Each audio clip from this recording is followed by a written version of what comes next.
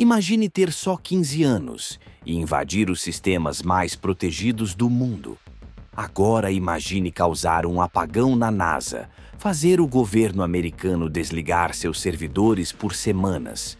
Tudo isso sem dinheiro, sem equipamento de ponta, apenas com curiosidade, inteligência e um computador velho. Essa é a história real de Jonathan James, o adolescente que humilhou a segurança cibernética dos Estados Unidos e pagou caro por isso.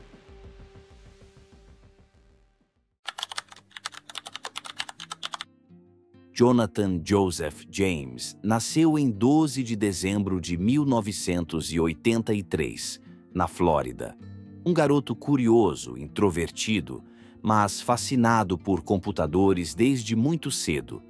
Ao contrário da maioria dos adolescentes, Jonathan não se interessava por videogames ou esportes. Ele queria entender como funcionavam os sistemas que moviam o mundo. Jonathan começou hackeando sistemas menores. Primeiro eram escolas, depois empresas locais, até chegar em servidores de telecomunicações. O que para muitos era apenas uma brincadeira, para ele era um desafio intelectual. Encontrar falhas, testar limites e entender como o mundo digital realmente funcionava. Mas como um garoto de 15 anos conseguia invadir sistemas que deveriam ser protegidos? Ele usava técnicas que hoje parecem comuns, mas que naquela época eram praticamente desconhecidas fora do círculo de hackers. Um backdoor é como deixar uma janela aberta em uma casa. Mesmo que todas as portas estejam trancadas, quem sabe da janela consegue entrar sem ser visto. Jonathan também usava exploit, pequenas falhas de segurança em programas. Imagine uma fechadura mal feita. Você não precisa de chave, basta cutucar o ponto certo que a porta se abre. E havia o sniffing, a técnica de escutar o que passava por uma rede. Como se alguém colocasse um gravador no meio de uma conversa telefônica, registrando tudo sem que ninguém percebesse. Essas técnicas não exigiam supercomputadores ou equipamentos caros. O que Jonathan tinha era conhecimento, paciência e uma enorme curiosidade.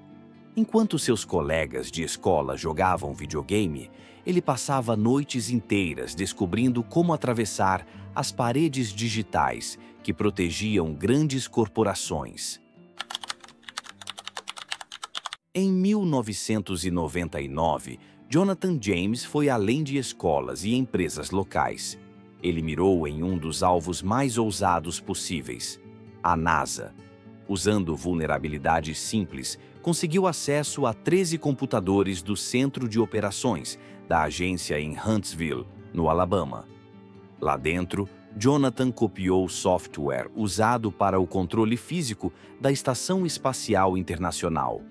O código era tão sensível que, se modificado, poderia colocar astronautas em risco.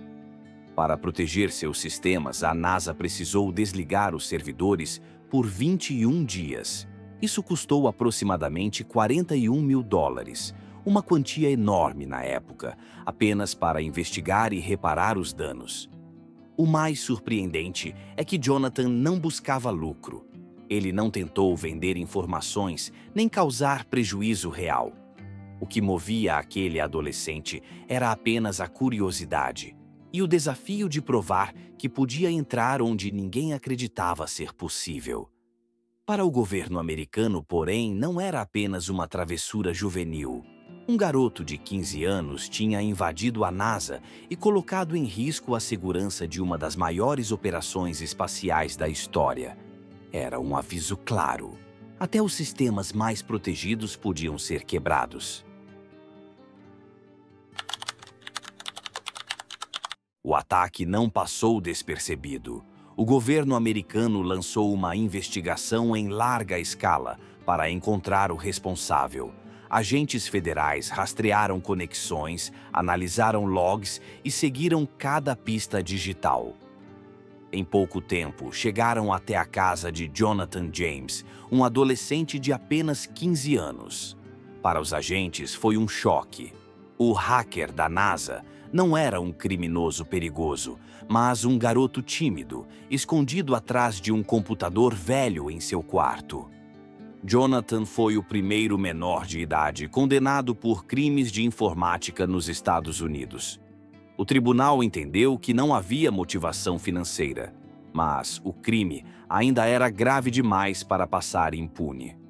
A pena foi considerada leve, mas simbólica.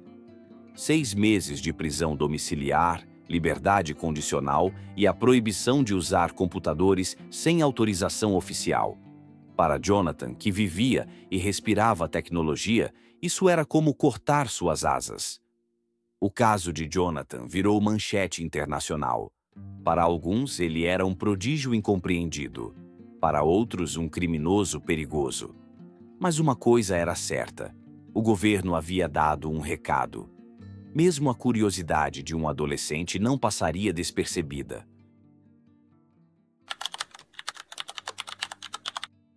Mesmo após a condenação, Jonathan não abandonou o mundo digital. O fascínio era mais forte do que qualquer restrição. Ele voltou a explorar sistemas. Desta vez, empresas privadas de telecomunicação e provedores de internet. Ele chegou a acessar e-mails de funcionários de gigantes como a AT&T, interceptando mensagens e obtendo informações confidenciais. Técnicas que começaram como brincadeira agora revelavam segredos de grandes corporações. O governo americano não podia ignorar. Jonathan passou a ser monitorado de perto pelo FBI. Agentes começaram a cruzar suas atividades com uma série de ataques a empresas de tecnologia, acreditando que ele fosse parte de um grupo maior. Mas Jonathan insistia que não fazia parte de nenhuma quadrilha.